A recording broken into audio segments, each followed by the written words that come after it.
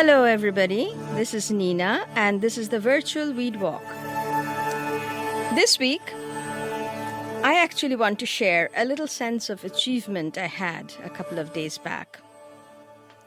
You know what? I'm giving a presentation about the edible weed book and how it is helping science and public science in this conference called Ecological Society of America. It's the largest body of ecologists. And this week, I could actually record my voice with the PowerPoint presentation that will be actually available at the conference between 3 to 6th of August for those who are registered. But it's so funny that apart from beyond the fact that my presentation got accepted and I got a grant of about $200 to register myself, which I didn't have. My sense of achievement for actually recording this voice recording for the PowerPoint was much more than that. I felt so good to make this MP4 and send that to them and get a feedback that it has been uploaded. So when it comes, probably after the 6th, I will try to share this presentation with you all. Somehow we'll figure it out how to do that. I think it'll give a good perspective of science, how this whole activities are placed. So today, if you are actually listening to this podcast and you also have a book, why don't you just take the book out, maybe after the podcast, and get your coloring pencils or watercolor pencils, what have you, and try to actually color some of the plants. Doesn't have to be realistic, doesn't have to be anything. You can actually make patterns for all it matters, but be mindful about it. Notice yourself, how do you feel about coloring? When you get the book out, actually touch the paper. It has a handmade paper cover. Notice that the texture is very different. When you open the book, notice the hand stitch binding. At the end of the thread, it's carefully twisted around to keep it out of the way.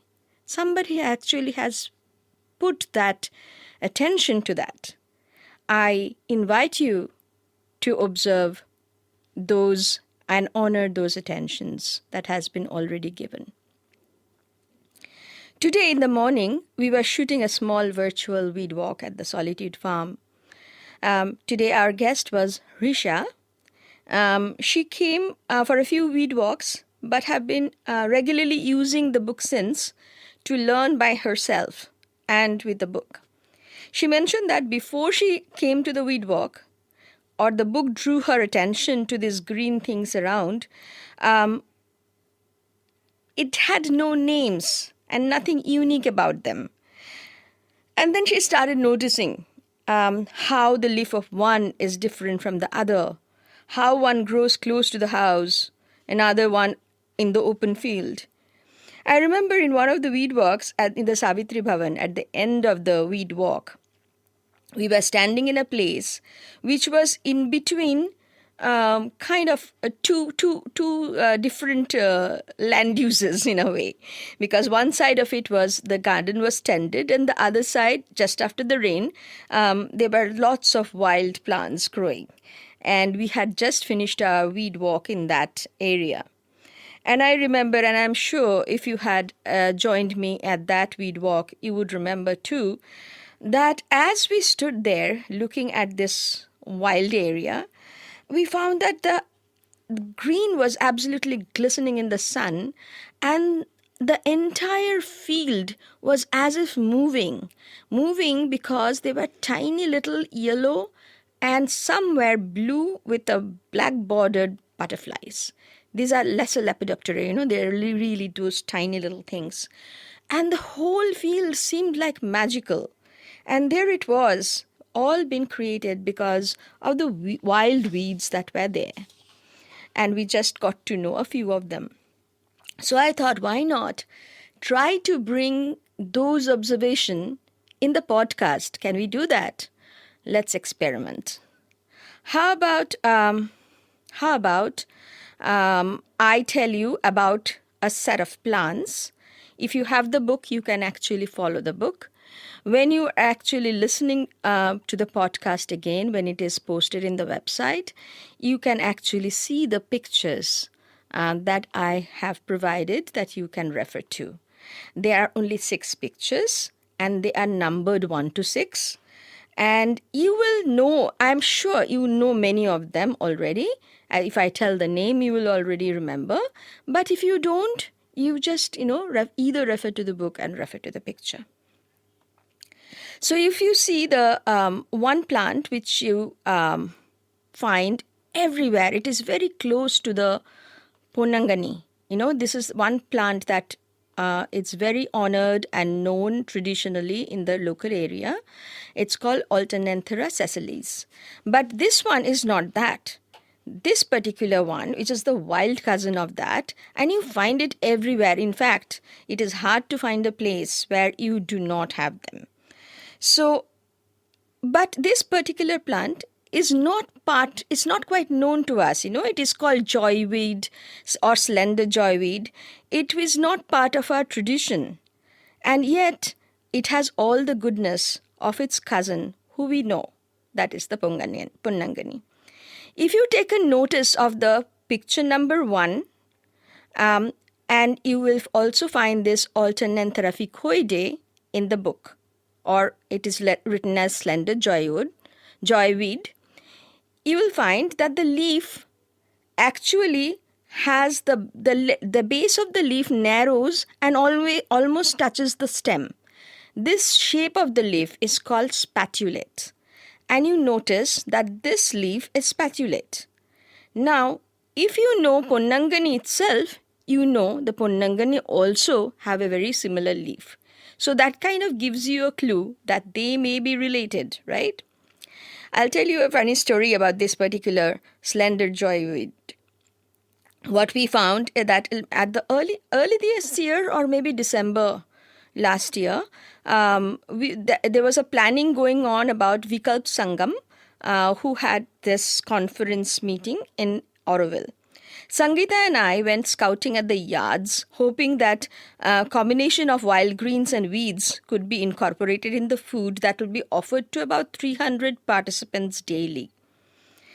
We concluded at the end of this recce journey that we could feed the entire group with joyweed one day. This is that particular cousin of Ponnangani, and the camellia, which I will talk about maybe in another day.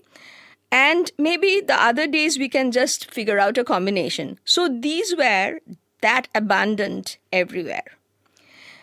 Just for a variety, there is still plenty of joywood would be available anyway, even after we had fed about 300 people.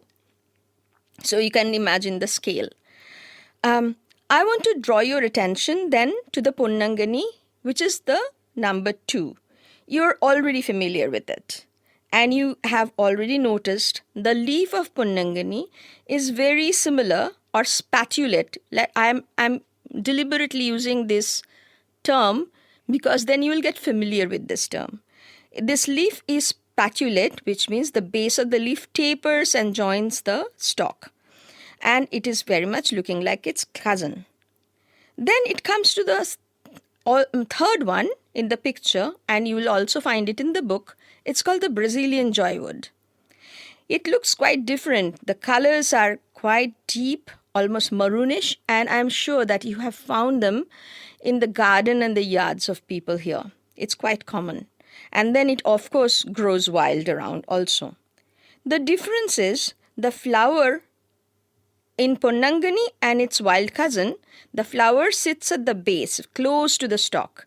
But in this Brazilian joywood, it shoots up, and on the top of this little stalk, there is a white flower. So that flower gives it away that it is quite different from the others.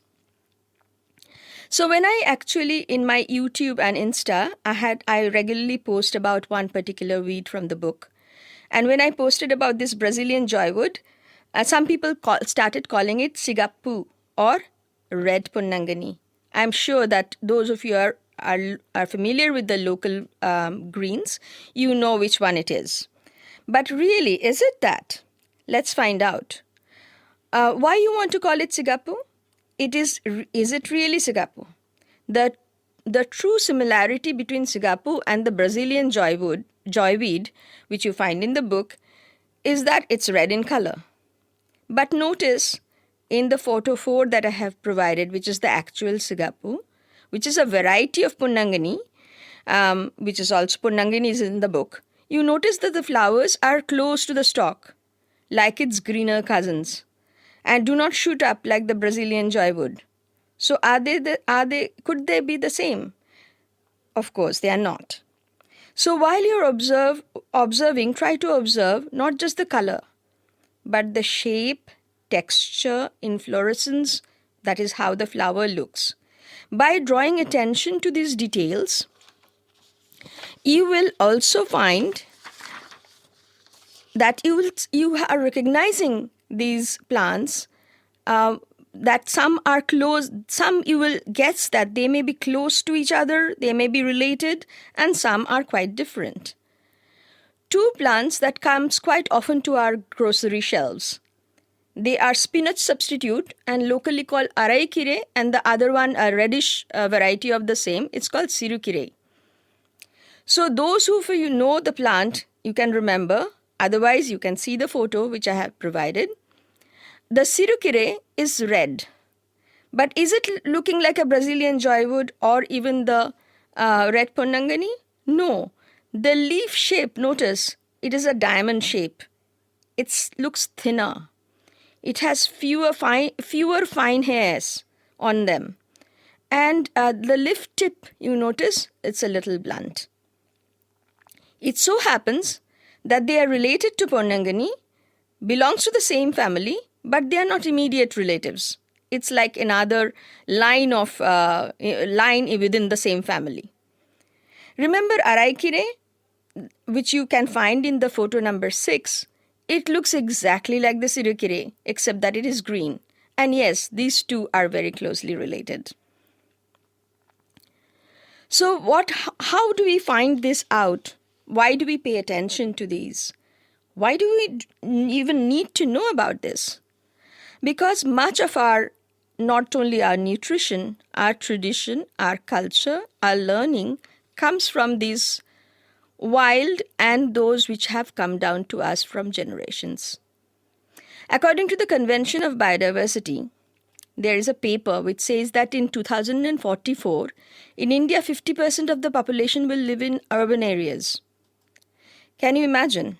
In Tamil Nadu, the 2011 census says already the 50% of the population lives in urban areas, which means Tamil Nadu will become almost 90% urban by the time the rest of India is becoming 50% urbanized. So it is moving faster here. If we do not observe and keep the bounty around, much of our traditional knowledge will be lost simply because these plants will be lost. And along with that will be lost the knowledge and the culture that grew and developed around it. So let us learn about this let us remember the old ones, reclaim the traditional use of the wild greens, learn about the new ones, and let us teach our children that it is important and how they will provide them the security and a wonderful feeling to have this nature around them. So get to learn, get your coloring book, color some, learn some, and while you walk outside, notice how you learn to recognize one from the other, how they are unique. Some like shades, some like light, some are okay growing throughout the year, but maybe, they shrink and, their tiny little leaves exist. But then once it rains, they just shoot up and flourish. You do not have to eat if you do not want. Just observe. And then when you're comfortable, forage some and incorporate these in the ultra-organic green in your diet. If you absolutely know if you are somebody who knows these traditional greens and can incorporate in your diet, great. If you want other ways to cook them or to try them out, there are plenty of Facebook pages in Auroville. There is the Roots group, there is Edibleweedwalk group, and there are other groups where you will find these exchanges of amazing recipes that is going on. And if you do not know about them at all, try out, read about them in the YouTube channel, in the Facebook, see our virtual weed walk in the YouTube channel, and start somewhere. Paint a picture and try out. Enjoy.